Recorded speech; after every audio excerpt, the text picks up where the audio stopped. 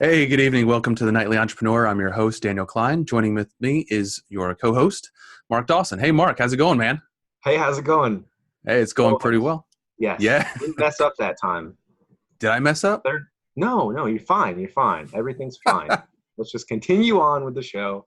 All right. Well, we forgot the shameless plug of Shameless awesome plug. valuable product. Okay, so let's start off the show talking a little shameless plug. So Mark and I have been very busy. For those of you who no illusions here. Mark and I have been extremely busy on the side, working on some stuff for you guys, and a couple things are like finally starting to come together enough that we're dropping hints and we're saying, hey, this thing's out there. So, Mark, do you want to kind of cover the coolness that we've been working on the last couple of weeks? Yeah, so Joe Studios is now offering professional editing services for manuscript editing, line editing, beta reading, manuscript critiques on its website, joestudios.net, under the services tab. And I think that for the authors out there, look, finding an editor is not fun. Okay, I know that because I'm a writer, I'm a publisher, and I find editors for my work. I find editors to check my work uh, that I edit on other people's manuscripts at times, and it is not. It is quite a chore. Okay, and it's very nerve wracking. A lot of times they're the first person that see your manuscript.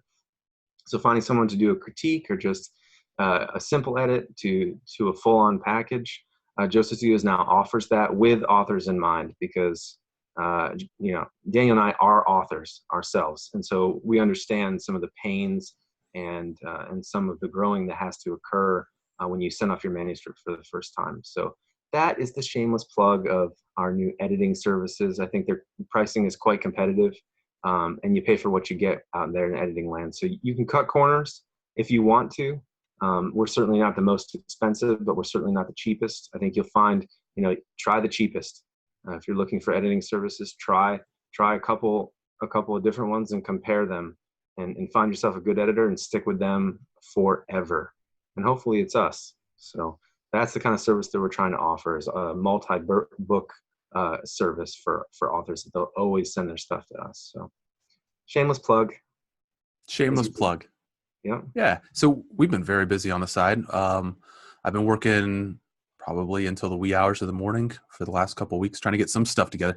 Like every couple of weeks, it's been stuff related to Joseph Studios. So we're trying to get a couple services together. I'll shameless plug some other things that we're getting going for the entrepreneurs out there. We're in a couple of weeks. Start to get your taste buds warmed up to the idea. In a couple of weeks, we're going to be offering some classes. So if you are kind of the DIY entrepreneur and you want to do it yourself, but you might watch the video and be like, you know what, this is not something for me. Screw it, do it for me. So we'll have a course that you can sign up for and subscribe to, and we'll deliver additional classes once a week on everything from marketing, branding, to setting up search engine optimization, blogging, all the technical things for hosting. We'll bring special guests on who are experts in like tax law, and we'll show you how to file taxes for your business, how to re-up your business license once a year. So when it's not a marketing topic and it's not a search engine optimization topic, if it's not a editorial topic, we're going to bring in experts in that field to then help us teach the class. So we're going to be offering this on a subscription basis. And then just as importantly, if you guys have any suggestions, you can certainly make those suggestions. And if you watch the video and then all of a sudden you scroll down and you're like, you know what? I don't feel like filing my taxes this year, but I know I have to do it or I'll go to prison. So there's a screw it, do it for me button at the bottom of the lesson, and you click the button and it sends us an email and puts a little note in our to-do list, and we'll contact you and we'll make it happen. We'll reach out to that tax attorney and we'll reach out to that accountant and say, hey, this is somebody who needs your help, and you'll be able to get that help. So it's a way for the person who's kind of tiptoeing into business to get a foothold into like legitimacy. So if you want to build legitimacy within your business, this is a great way to do it. Sign up for the subscription, take the classes, and either do it yourself after listening to the course, or click the screw it, do it for me button, and we'll take care of the rest. So Is this going to be for any business? So it's going to be for any business. It's going to specifically focus on businesses that are online. Now, I will caveat that with, if you are a landscaper or you are a janitor, and you offer janitor services as part of a company, you need to have an online presence, whether it's Yelp and that's it, or whether it's Facebook and Yelp, or some combination of something. Everyone needs to have an online presence if they're going to stay competitive. You will not find business today unless it's word of mouth in a church somewhere, unless you have some online presence. Just bottom line up front. What if you're a voiceover actor and you do books, you do Yep. scripts, you do movies, commercials? What kind of experience or what kind of offerings do you think Joseph Studios would have for, say, an online profession like that? You're producing a product at home, but it's going out on the web, but you need to have constant clients and get constant contracts. What kind of services could someone like that expect to see? So first and Wow. foremost, we would set you up with Google My Business to legitimize yourself for a search engine. So if someone types in voice acting, you will come up, and your profile could have a web page with a bio, portfolio of all your experiences, and it will showcase you as a person over other brands that you might overlay yourself on. So as voice actors know, there are several voice acting websites that you can sign up for to kind of be like a subcontractor of. So you might visit this web page and you might put a profile picture and a bio and a couple samples of your work. And that would be like a way to get business. But it shouldn't be the only way you get business. You should also subscribe to the other portfolios out there. And you need to have your own portfolio to build your brand over all these other platforms. And that's something we can help Daniel, you with. Daniel is so funny. Daniel, I'm not asking what you know about being a voiceover actor in business and what would go. You see how our minds work, people? We're already like, tick, tick, tick, like off the checklist. You need these things, these things, these things. Okay. Oh, what an interesting business type. You would do this, this, this, this, this. And Daniel immediately goes there. And that's good, because that's how my brain works too. Oh, and it makes for a very good marketer, and it makes for a very good business partner, which Joseph Studios is aiming to be for a whole bunch of different businesses. What I was asking is, so let's say you're a voiceover actor, you're going to Joseph Studios, and the new platform is rolled out with the classes and stuff. What kind of things would, say, you're comparing landscapers or janitorial service, but let's say you're a voiceover actor and you're going to Joseph Studios. What kind of things could you kind of pick and choose from to augment your already existing platform or your new platform, and that kind of thing? So you'll have two options. Thank you for the follow-up, by the way. You have two options. You can subscribe to like a premium package, which will be all different course tracks, and it'll just be everything, and you just get access to everything. Or you can subscribe to just a course track, and each course track will either be online presence, or it'll be advertising, or it'll be marketing or branding or taxes, finance, Mm-hmm. client relationship managers, that kind of stuff. So Yeah. it's the different verticals within your business, and you can subscribe to each vertical, or you can just subscribe to the whole thing. Yeah. And even in the a la carte menu, it'll have buttons for do this for me, or I want a consultation to do this for me. If Yep. it's Facebook marketing or something like that. Yeah. Facebook. Not really in depth.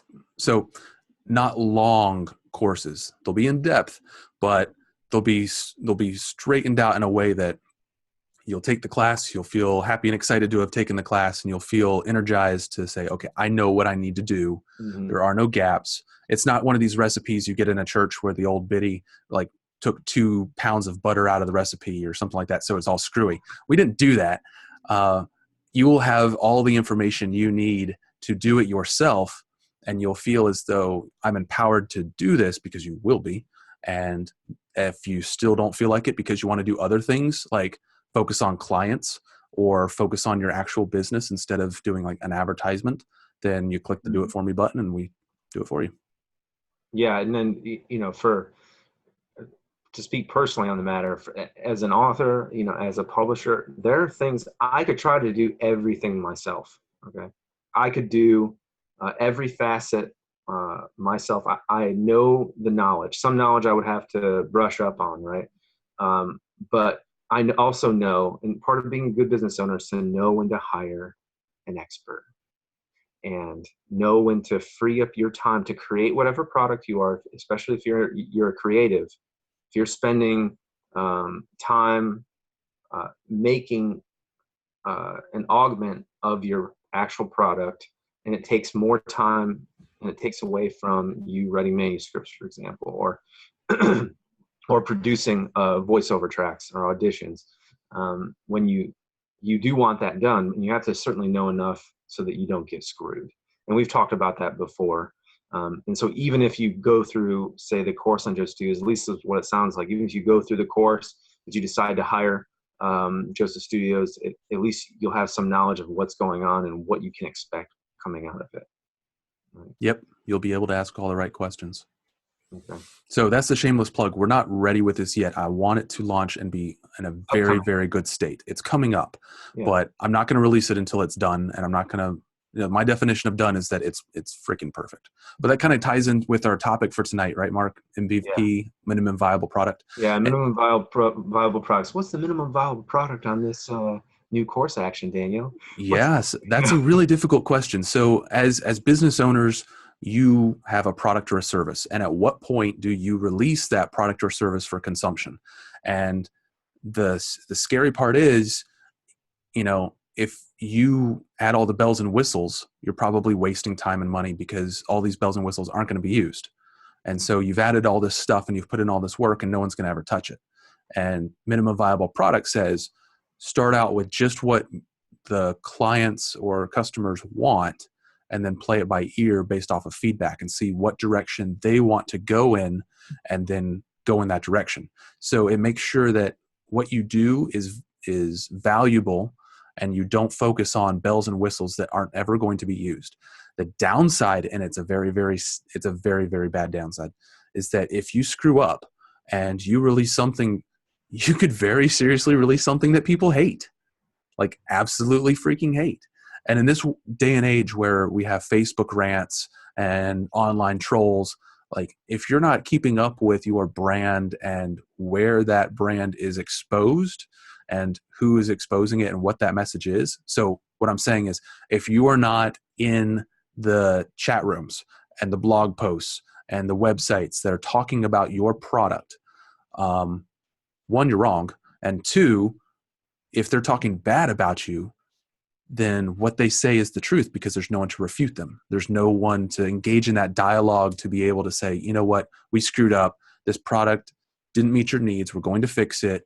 Everything will be okay. Give us a week. We're going to make this happen. Or, here's a refund. We're very sorry for the inconvenience. Try us again in a week. We're going to make this right for you. We're going to keep your account we're going to keep your account active, and we're going to make this, viable. When you talk about adding too many bells and whistles, it's difficult for me not to think about a website, and because we're web based, my publishing is web based.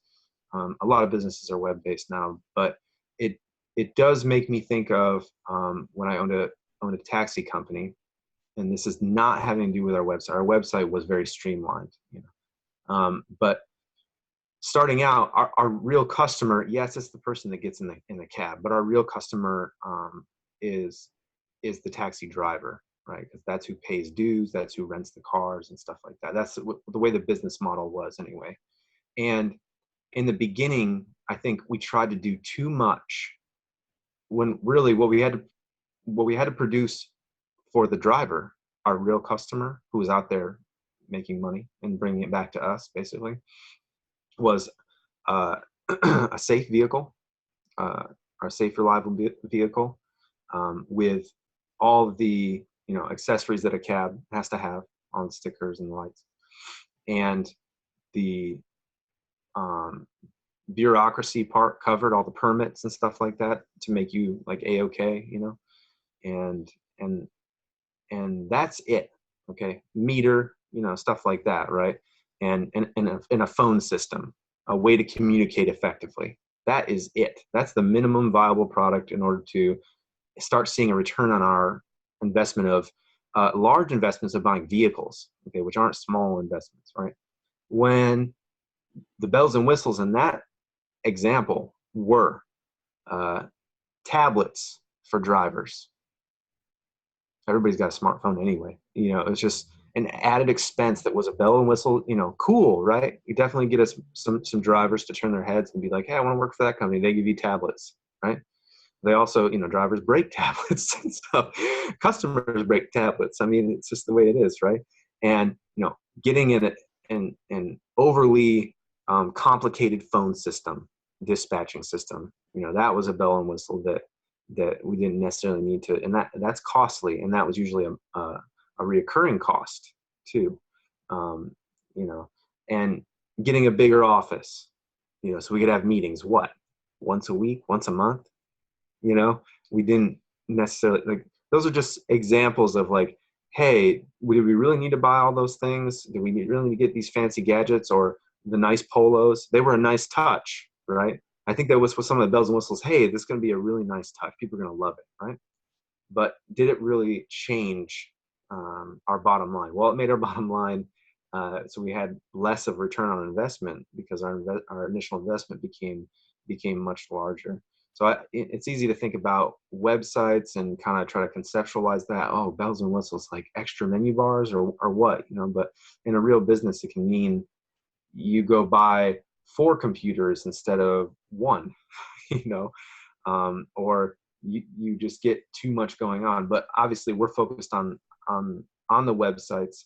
So what kind of bells and whistles examples do you have? Like things that may not, like in the blog, it mentioned our real estate example, like we used last week. So what kind of bells and whistles are there for the real estate example that you can think of?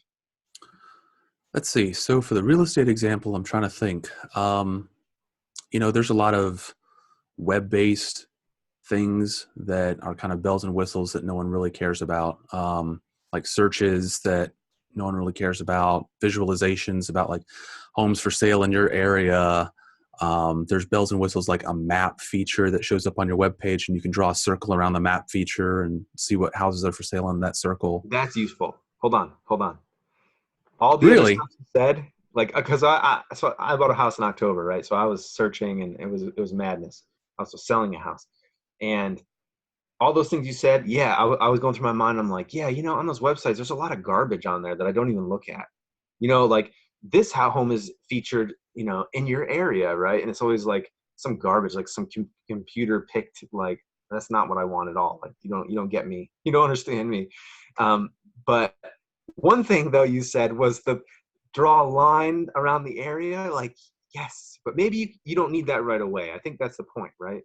Is that to get up Well, and running, you might not need something like that. It's a nice feature, sort of like the polos and the company polo in the bigger office. It's like, we're talking about minimum viable product. so I get the polos thing, but I actually like the direction you're kind of going in. So what's one man's trash is another man's treasure, sort of, Yeah, right? yeah. So what I don't consider Words minimum finally viable gone. product might be like a critical mistake for you. That's a Yeah, big thing. yeah. So we as business owners face that, I think, on a daily basis, especially if we don't have feedback incorporated into our business model. So I could have given, if you were a real estate agent and I built you a website and it didn't have that, you'd have been probably ticked off that it didn't have that, right? Or I might have, or I might have asked for it, and that's not saying that you would have charged more necessarily or less, but I may have asked for that, and someone may charge you more, right? And so now, uh, your start investment, your initial capital investment is larger. Whatever the bells and whistles is, whether it's the map thing or the bigger office, um, or the extra 4 pages on your website that you thought would be glorious that no one goes to. That increases your initial cost. And look, as a small business owner, you got a small chance of survival.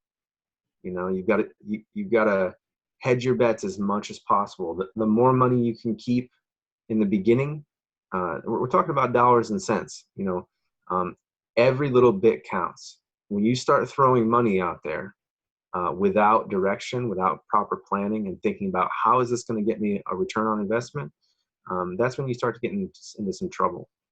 So let's talk a little bit more about that, and maybe we could wrap up from here. Is that feedback that Mark and I are talking about for my minimum viable product? to secure it as an actual legitimate process that will make you money and prevent you from wasting time, you're going to need a way to test it. So like Mark's How? saying, so prototyping or piloting or proof of concepts, stuff like that. So small little releases for your minimum viable product in a test market to see if it works. So release that website and only to a small audience and get their feedback. Do a Or survey. so it's similar to the concept then with like beta readers or manuscript critiquing, where you Yeah. have, Or in marketing, A/B testing. So you yeah, show one group testing. one thing and you show another group another thing, and you see which one performed better. So that way you get some kind of an idea, like, is this worth rolling out yet? Is this ready to go? Yes, Is this our minimum viable product to get us a return on investment? exactly. So you have a small subset and you're limiting the exposure of your brand to only a small group, so that if it crashes and burns, it crashes and burns to a small group instead of hundreds of thousands of people. Okay. And then when do you add bells and whistles, Daniel? I mean, when, you know, right after? I mean, Well, so that's the thing. right You're after always the testing, customer. right? You're always prototyping. You're always seeing what's out there. So you might release a bell and a whistle to a small subset. Or before you get a list together of the bells and whistles you want to do, maybe you have a survey in place that says, okay, out of these 5 things, which would you prefer? So you might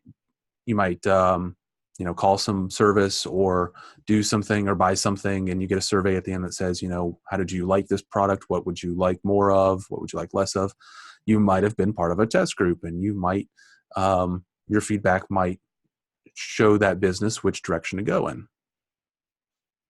Yeah. Okay. Or when you start to get more money, right? Just Yeah. that simple, you start to get a return on investment and you want to add, and the best way to do it, adding bells and whistles, is not just adding things that are fancy or that look cool, but adding things that will make you more money. So add-on services are always good. Like, I wanted to do this in the beginning, but we weren't ready yet. But now that we're seeing a return on investment, I'm going to augment my initial minimum viable product by adding some add-on services. Is that the same? Yeah, no, absolutely. So if you offer 3 or 4 products and they're very similar or somewhat similar or offered in a similar way, just prototype with one of them and just say, okay, so I'm just going to tweak this one way and see how it affects traffic, or see how it affects my conversion rate, or inventory turns. And if it affects it positively, then prototype it in a second and then a third. And then if this is a legitimate thing and you can show through some experimentation, hey, yeah, every time I do this, I get a little bit more money. Yeah, and maybe you should start doing more of that. But just prototype it just here, there, this other place. Yeah, and then grow from there. Don't do it across the board in a sweeping change because you have no idea what you just did. Yeah. So if I'm a customer and a potential customer of Joseph Studios, or just trying to figure out, if getting on the web and giving this business thing a go is for me, and I'm thinking about my website design specifically, because we've been focusing on the website, on site flow. Uh, how can I kind of channel all of my great visions and thinking about how great my website's going to be, and what I have up here? How can I channel that into getting it, like, I don't want to say bare bones, because it sounds it sounds like you're cutting corners, but you're not. But just how can I get it down to the minimum viable product so that I can rest assured, like, yes, all these great ideas that I have for my glorious website, this multi-page and all this stuff, are here. But how do you deal with customers, and how do you bring them to the minimum viable product? Like, how do you make them realize that, like, this is what you need to start, this is what we'll do, and So how do every you do single that? client that comes in your example, requests a website. So every single client that comes to us and requests a website, it always starts with site flow. So the very first episode that you and I did, we talked about site flow. It starts here with site flow, and we map out how we want clients to maneuver through our business process to then result in a sale. Now, then we do mock-ups to show you the visualizations behind that. We might do some extreme prototyping with you to decrease the time that it takes to actually get you a website up and going. And then we'll integrate in tools as we go, like Google Analytics or similar, so that we can actually show how real life traffic is navigating through your website. And we'll then correlate back to your site flow diagram and say, okay, so maybe the site flow diagram needs to be updated, maybe your website needs to be updated. And then once we get to a spot where you're starting to get conversions, you're starting to get clients, the model is supporting itself, it's proven, it's working, then we're going to start doing things like A/B testing. So we're going to show one client one thing, we're going to show another client another thing, and we're going to see which one works best. And we'll start experimenting a little bit from there. So like bare bones, minimum viable product, it's just having a plan and then executing that plan. And then everything after that is testing small little subsets of your overall population. Okay. All right. So, well, I certainly hope our listeners were able to gain something from that, to certainly save you some money early on, especially, or if you're doing an upgrade, rehashing, thinking about what is my minimum viable product now, that we've been in business for a few years and want to update our website or completely rehaul our website. What do we really need to have? So it's not just for startups, but I certainly hope that, our listeners got something, out of this discussion and can implement this in their business going forward. So have a good night. Say goodbye to Daniel. Bye, guys. We'll see you next week. See you next week.